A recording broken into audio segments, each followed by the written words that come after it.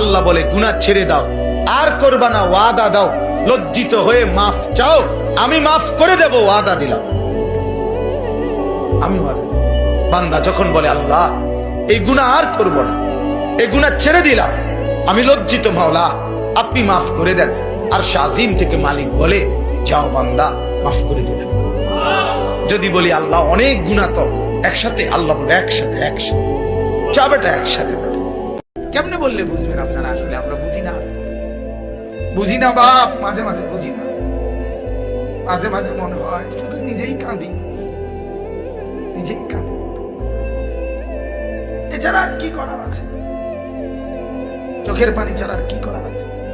আপনারা এইখানেও যারা বসছেন, এই যত ভাষণ মাশাআল্লাহ সুন্দর করে বসছেন, কেমন সুন্দর হবে যদি জান্নাতে এরকম একত্রে বসা যায়, কল্পনা করেন।